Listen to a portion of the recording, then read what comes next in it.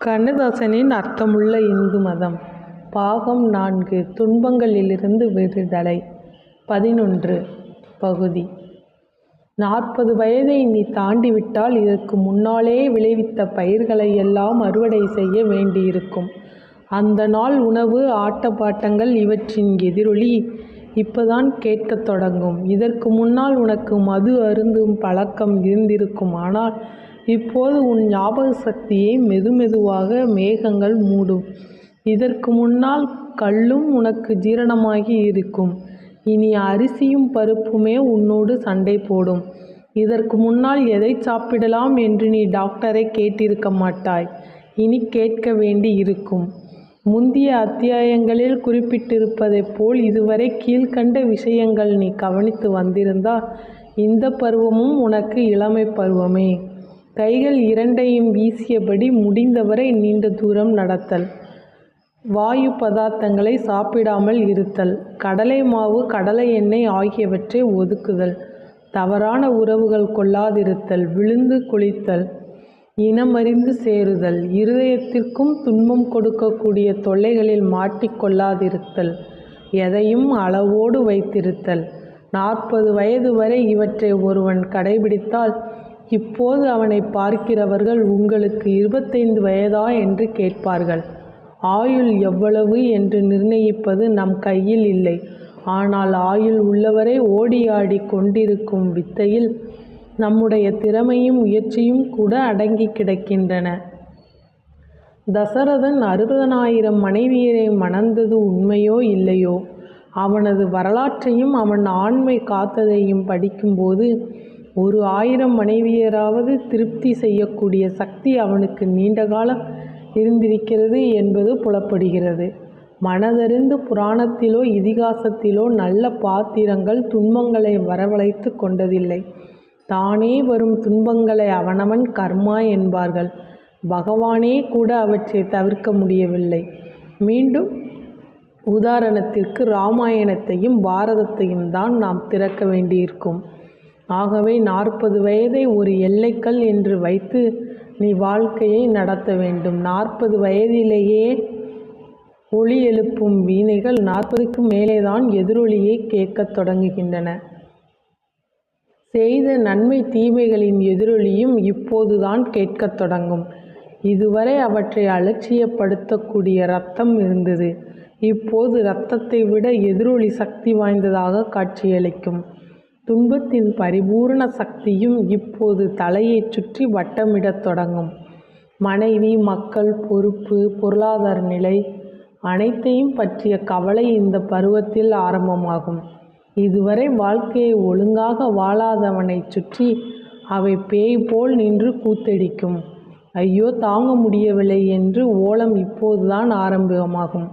இதுவரை எப்படியோ வாழ்ந்துவிட்டேன், தெரியாமல் வாழ்ந்துவிட்டேன், மன்னித்துக்கொள், என் துன்பங்களுக்கு பரிகாரம் கூறு என்கிறாயா? நல்லது.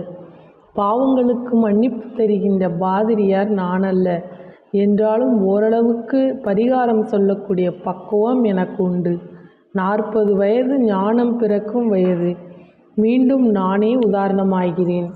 என்னை நீ பெரிய மேதையா, உன்னையே உதாரணமாக்கி கொண்டு போகிறாய் என்று கேட்கிறீர்களா? நான் 12 வயதில் இருந்தே உலகத்தை பார்த்திருக்கிறேன். ஆகவே நான் அறிவியல் மேதை இல்லை என்றாலும் அனுபவ மேதை. இதுவரை நான் சொல்லி வந்த எல்லா வகை துன்பங்களையும் நான் அனுபவித்திருக்கிறேன். இரத்த வேகம் என்ன செய்யும் என்பதை நான் அறிவேன்.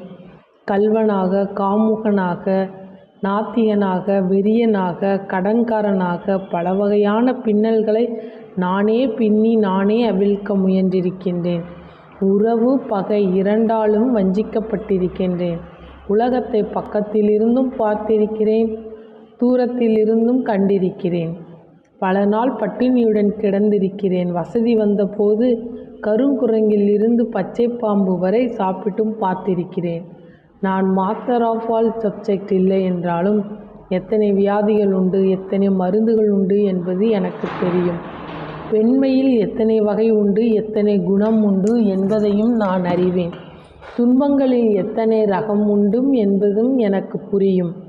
எனது நிலத்து விளைச்சலை கொண்டே உனது பசியை தீர்க்க முயல்கிறேன். 3 வருஷங்களுக்கு முன் கவலைக்கு மருந்து என்று கருதி நான் பெத்தடின் போடத் தொடங்கினேன். அதை பற்றி பெருமையாக ஒரு கவிதையும் எழுதினேன். நாள் ஒன்றுக்கு 1200 மில்லிகிராம் பெத்தடின் போட்டேன். இருதய வியாதியால் துடிப்பவருக்கே 100 மில்லிகிராம் தான் போடுவார்கள். அந்த 100 மில்லிகிராமிலேயே அவர்கள் 4 நாட்கள் தாங்குவார்கள். நானோ 1200 மில்லிகிராம் பெத்தடினோடு ஏராளமான மதுவும் அருந்துவேன். அதே நேரத்தில் ஈரலை காப்பாற்றிக் கொள்ள மாத்திரைகளும் சாப்பிடுவேன். என் குழந்தைகள் எல்லாம் பெருந்தலைவர் காமராஜர் அவர்களிடம் போய் அழுதன. அப்போது முதலமைச்சராக இருந்த என் அருமை நண்பர் கருணாநிதியிடம் போய் அழுதன. காமராஜ் என்னை கூப்பிட்டு இந்த சனியனை நிறுத்திவிடேன் என்றார். கருணாநிதியோ எங்களை சீக்கிரமாக அளவைக்க விரும்புகிறாயா என்று கேட்டார். பல திசைகளில் இருந்தும் பலர் புத்துமதி சொல்லத் தொடங்கினார்கள். பல பேருக்கு புத்தி சொல்லக்கூடிய ஒருவனுக்கு இது தேவைதானா என்று ஒரு நாள் நான் யோசித்தேன். பெத்தடின் பழகி கொண்டவர்களை அடிமைகள் என்பார்கள். மது பழக்கத்தை யாரும் விட முடியும். ஆனால் இந்த பழக்கத்தை எவனும் தானே விட்டதாக உலகத்தில் வரலாறே கிடையாது. அதிலேயும் 1.5 வருஷ காலம் அதற்கு நான் அடிமையாகவே ஆகியிருந்தேன். திடீரென்று ஒரு நாள் ஏதோ எனக்கு தோன்றிற்று. அது 1975ஆம் ஆண்டு ஏப்ரல் 29ஆம் தேதி. நேரே சென்னை கோடம்பாக்கத்தில் உள்ள திரு நாகிரெட்டியார் அவர்களின் ஹாஸ்பிட்டலுக்கு போனேன். நாகிரெட்டியாரின் மகளை மணந்த மாப்பிள்ளை அந்த ஹாஸ்பிட்டலின் தலைமை டாக்டராக இருந்தார். பெத்தடினை விட்டுவிட விரும்புவதாக அவரிடம் சொன்னேன். உண்மையிலேயா என்றார். அவர் மீது தவறில்லை. அப்படி வந்தவர்களில் சிலர் அர்த்தராத்திரியிலே ஓடிவிட்டார்களாம். நானோ நிச்சயமாக விட விரும்புகிறேன். எனக்கு குழந்தைகள் அதிகம். எல்லா குழந்தைகளும் அழுகின்றன. இதனால் உடம்பில் என்ன எதிரொலி வந்தாலும் பரவாயில்லை என்றேன். வசதிகள் மிக்க விஜயா ஹாஸ்பிட்டலில் 5 நட்சத்திர ஹோட்டல்களை விட சிறந்த அறைகள் உண்டு. அவற்றிலே ஒரு அறையை எனக்காக ஏற்பாடு செய்தார். இதோ பாருங்கள், உங்கள் ஆசை எனக்கு புரிகிறது. ஆனால் இந்த அடிமைத்தனம் சீக்கிரம் விலகிவிடாது. இன்றோ நாளையோ உங்களுக்கு பெத்தடின் போட்டுக்கொள்ள வேண்டும் போல் தோன்றினால் என்னிடம் கேளுங்கள், வெளியில் போகாதீர்கள் என்றார். அன்று மாலையே என்னால் தாங்க முடியவில்லை. ஒன்றே ஒன்று போடுங்கள் என்று கெஞ்சினேன். போட்டார். இரவிலே மறுபடியும் கேட்டேன். மறுத்துவிட்டார். அதிகாலையில் ஒரு டாக்ஸியை வைத்து கொண்டு போய் ஒரு டாக்டரிடம் வெளியே போய் போட்டுக்கொண்டு வந்துவிட்டேன். அவருக்கு நம்பிக்கை போய்விட்டது. எனக்கே என் மீது கோபம் வந்தது. என்ன எழுதி என்ன பயன்? இந்த யோக்கியதை கூட நமக்கு இல்லாமல் போய்விட்டதே என்று அழுகையாக வந்தது. அப்போது என் பேர குழந்தைகள் எல்லாம் என்னை பார்க்க வந்தார்கள். எனக்கொரு வைராக்கியம் பிறந்தது. மெண்டல் ஹாஸ்பிட்டல் டாக்டர் ராமச்சந்திரன் வரவழைக்கப்பட்டார். அவர் என்னை காலை பலகாரம் சாப்பிட வைத்து வாலியம் 5 மாத்திரைகள் 2, லிபிரியம் 10 மாத்திரையில் 2, பைசெப்டோன் மாத்திரையும் கொடுத்தார். நன்றாக தூங்கினேன். மதிய உணவுக்கு பிறகும் அதே மாத்திரைகள் தான். இரவிலும் அதே மாத்திரைகள். இப்படி 7 நாட்களுக்கு பிரக்ஞை இல்லாமல் தூங்கினேன். பிறகு எதிரொலிகள் ஆரம்பமாயின. கடுமையான கால்கை வலி, திடீரென்று சர்க்கரை குறைவு, இரத்த கொதிப்பு ஏறுதல் இறங்குதல், நான் பேசுவது எனக்கே புரியாத நிலை, எழுத முடியாத மயக்கம். இதனை என்பார்கள். 1 வருஷ காலம் படாத பாடுபட்டு பிற்பாடு இப்போது ஓரளவுக்கு நான் பழைய மனிதனாகி விட்டேன். அதுவும் ஓரளவுக்குத்தான். இடையில் எத்தனையோ முறை பெத்தடின் தாகம் வந்தது. கட்டுப்பாடாக ஒதுக்கிவிட்டேன். இது என்னுடைய சக்தியால் அல்ல, பகவான் அருளால். உலகத்தில் உள்ள எந்த நன்மை தீமையை பற்றி நீ சொன்னாலும் அதில் ஓரளவுக்காவது எனக்கு அனுபவம் உண்டு. எப்போதும் நான் வெற்றிலையில் குதிப்பதில்லை. இப்போதும் அப்படித்தான். ஆனால் முன்பெல்லாம் துன்பங்கள் என்னை சுட்டெரிக்கும். பகவான் அருளால் இப்போது அவை என்னை நெருங்க முடிவதில்லை. மிக சுலபமாக அவற்றை அலட்சியப்படுத்த முடிகிறது. கடந்த காலங்களில் ஒழுங்காக வாழவில்லையே என்று வருந்துகிற 40 வயதுக்கு மேற்பட்ட நண்பர்களுக்கு என் யோசனை இதுதான். அலட்சியப்படுத்துங்கள். மனித விளையாட்டில் கடைசி விளையாட்டு மரணம். அதற்கு தப்பியவன் எவனும் இல்லை. ஆகவே அழுவதற்கு நேரம் ஒதுக்குவது வீண் வேலை. இனி நான் புது பருவம் எடுக்கப் போவது அடுத்த ஜென்மத்தில்தான். ஆகவே இனி ஜாக்கிரதையாக போகும் இளைஞர்களை பார்த்து ஏங்குவதில் பயனில்லை. இடுக்கண் வருங்கால் நகுக. தொல்லைகள் அதிகமாகும் போது கிராமத்து பெரியவர்களைப் போல் எல்லாம் பகவான் செயல் என்று சொல்லிக்கொள்ளுங்கள். மேலும் தொல்லைகள் வந்தால் எவ்வளவு தூரம் நடத்துகிறானோ நடத்தட்டும் என்று அமைதியாகச் சொல்லுங்கள். மாரடைப்பு வருகிற மாதிரி சிந்திக்காதீர்கள். மற்ற விஷயங்களில் கவனம் செலுத்துங்கள். ஆற்றாமை என்று யார் சொன்னாலும் பரவாயில்லை. துரோகிகளை கூட மன்னித்து விடுங்கள். அது நம் கருணையினால் அல்ல, நாமும் மகாத்மா ஆவதற்கல்ல, நம் இதயத்தை காப்பாற்றி கொள்ள. எனக்கு எப்போதுமே பெருங்கோபம் வருவது சாப்பாட்டிலேதான். நான் விரும்பியவாறு உணவு அமையவில்லை என்றால் அதை அப்படியே தூக்கி சமைத்தவரின் முகத்திலே கொட்டிவிடுவேன். இப்போதெல்லாம் பிடிக்காததை ஒதுக்கிவிட்டு கண்களை மூடிவிட்டு சாப்பிட்டு எழுந்திருக்கிறேன். துன்பம் வரும், அது வரத்தான் செய்யும். இறைவனின் இயக்கத்தில் அது சரிபாதி. பகலென்றால் இரவு உண்டு. வசந்தத்தின் பிறகு கோடை. பூமியை பகவான் ஒருமுறை காயப்போடுகிறான், ஒருமுறை வளப்படுத்துகிறான். மரத்திலே இருந்து இலைகளை உதிர்க்கிறான், தலைக்க வைக்கிறான். ஒரு ஜீவனுக்கு பிறப்பை கொடுக்கிறான், ஒரு ஜீவனை எடுத்து கொள்கிறான். அவனது பேரேட்டிலே வருவுக்கு தக்கபடி செலவிருக்கிறது. ஏழையின் கவலையை விட பணக்காரனின் கவலை அதிகம். அடுத்தவன் நன்றாக இருப்பதாக எண்ணுவது வெறும் மயக்கம்.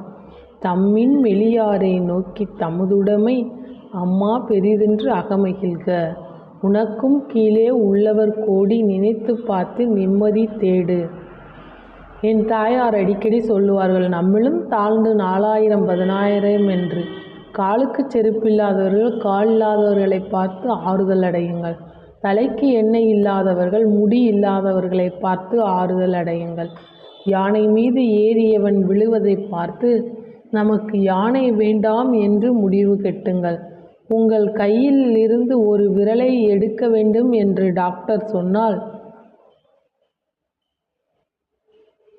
ஏற்கனவே கால் எடுக்கப்பட்டவனை பார்த்து நிம்மதி அடையுங்கள். துன்பங்களிலெல்லாம் குறைந்தபட்ச துன்பம் நமக்கு வந்ததுதான் என்று கருதினால் எந்த துன்பமும் துன்பமாக இருக்காது. 40 வயதுக்கு மேற்பட்ட பருவம்தான் மனிதன் உடம்பை அலட்டி கொள்ளும் பருவம். உடம்பிலே காற்று பட்டாலும் கணை பாய்கிறது போல் தோன்றும். அலோபதி மருத்துவத்தில் புதிதாக கண்டுபிடிக்கப்பட்டுள்ள வியாதிகள் எல்லாம் இந்த வயதுக்கு மேல்தான் வருகின்றன. காரணம் உடம்பு மட்டுமல்ல, மனமும் கூட. அந்த மனத்தை 5 புலன்களை ஆத்மாவில் அடக்கச் சொன்னான் பகவான் கீதையிலே. இன்பம் துன்பம் இருட்டு வெளிச்சம் பற்றி சமமாக நோக்கச் சொன்னான். இப்படி நோக்குகிறவர்கள் இவ்வுலகிலும் அவ்வுலகிலும் இணையற்று இருப்பார்கள் என்றான். மகாகவி பாரதியின் பாடல் ஒன்று எனக்கு தெளிவான வழிகாட்டிற்று. அது இது: சென்றதினி மீளாது மூடரே நீர், சென்றதையே எந்நாளும் சிந்தை செய்து கொன்றளிக்கும் கவலை என்னும் குழியில் வீழ்ந்து குமையாதீர். இன்று புதிதாய் பிறந்தோம் என்று நீவீர், எண்ணமதை திண்ணமுறை இசைத்து கொண்டு தின்று விளையாடு இன்புற்று இருந்து வாழ்வீர்.